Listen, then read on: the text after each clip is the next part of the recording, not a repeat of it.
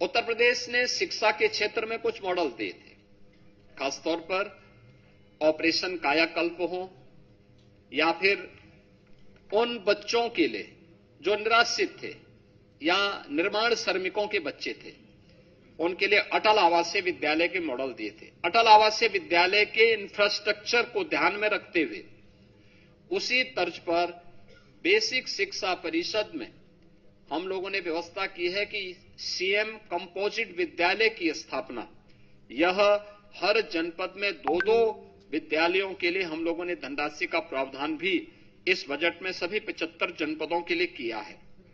इसके अलावा प्रदेश के अंदर कस्तूरबा गांधी विद्यालयों, अभी बहुत कुछ हमारे विकासखंड ऐसे थे जहां पे कस्तूरबा गांधी विद्यालय नहीं थे या कस्तूरबा गांधी विद्यालय की मांग हो रही थी, वहां पे उनके विस्तार के कार्यक्रम को हम लोगों ने एक व्यवस्था की है। और प्रदेश के जो हमारे प्रसिद्ध स्कूल हैं, माध्यमिक स्कूल हैं, इसके अलावा उच्च शिक्षण संस्थानों के लिए भी, उनके शिक्षणोत्तर कर्मचारियों के लिए भी, वहां पे जो मानदेय पे शिक्षक हैं, इनके लिए भी हम लोगों ने कैशलेस यानी आयुष्मान भारत की तर्ज पर कैशलेस उपचार की व्यवस्था के लिए धनराशि की व्यवस्था भी इसमें की है। सभी प्रकार के शिक्षकों को इसके साथ हम लोगों ने जोड़ा हुआ है, ये सभी चीजें की हैं। आर्टिफिशियल इंटेलिजेंस का उपयोग माध्यमिक स्तर से ही हम करना प्रारंभ करेंगे, इसके लिए धनराशि की व्यवस्था की है। बालिकाओं के लिए निःशुल्क सैनिटरी नैपकिन की व्यवस्था के लिए भी धनराशि की व्यवस्था की गई है और ड्रीम स्किल लैब क्लस्टर के लिए भी धनराशि की व्यवस्था इस बजट में की गई है। इसके अलावा प्रदेश के अंदर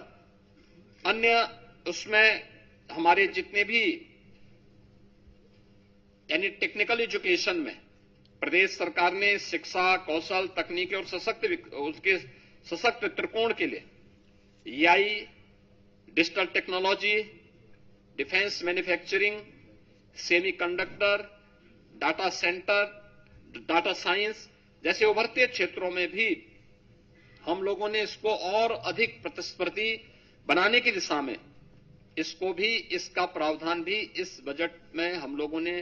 टेक्निकल एजुकेशन की दृष्टि से प्रारंभ किया है। बायोफ्यूल प्लास्टिक केंद्र को भी विकसित करने की कार्रवाई को हम लोगों ने आगे बढ़ाया है और FDI फॉर्च्यून 500 के अंतर्गत जो आने वाली जो कंपनियां हैं, FDI के लिए आने वाली कंपनियों के लिए भी विशेष प्रावधान हम लोगों ने इस बजट में उसकी घोषणा भी की है। इसके साथ ही MSME सेक्टर में काफी बड़ी संख्या में हम लोगों ने इसको प्रोत्साहित करने के लिए कार्य किया है और एक बड़ा घोषणा, हर जिले में स्किल डेवलपमेंट के एक बड़े केंद्र को, जहां से हम हब एंड स्पोक मॉडल पर उस कार्यक्रम को आगे बढ़ा सकते हैं। इसके तहत सरदार वल्लभ भाई पटेल एम्प्लॉयमेंट जोन, इसके लिए भी प्रावधान की घोषणा की है, जिसमें 50 एकड़ से लेकर के 100 एकड़ क्षेत्रफल के एक बड़े क्लस्टर में स्किल डेवलपमेंट कार्यक्रम के साथ ही अन्य कार्यक्रमों को भी लागू करने का एक विशेष कार्यक्रम किया गया है। वन डिस्ट्रिक्ट वन कुजीन योजना के अंतर्गत भी स्थानीय खाद्य पदार्थों की ब्रांडिंग की जा सके, इसको प्रोत्साहित करने का भी प्रावधान इस बजट में किया गया है और उनके लिए विशेष प्रावधान किया गया है। उत्तर प्रदेश के युवाओं के लिए, उन्हें डिजिटली सक्षम बनाने के लिए हम लोगों ने स्वामी विवेकानंद युवा सशक्तिकरण योजना के अंतर्गत जो चालू वर्ष में उनके लिए टैबलेट या स्मार्टफोन वितरण के कार्यक्रम के लिए धनराशि की व्यवस्था भी इस बजट में की है। और इसके साथ ही MSME सेक्टर में खासतौर पर जो पुराने कंबल कारखाने थे, उन कंबल कारखानों को आधुनिकीकरण करने की दिशा में, क्योंकि हर वर्ष हम लोगों को, गरीबों को कंबल वितरण करने के लिए अतिरिक्त प्रावधान करने पड़ते हैं, उसके लिए भी हम लोगों ने इस बजट में इसका प्रस्ताव किया गया है।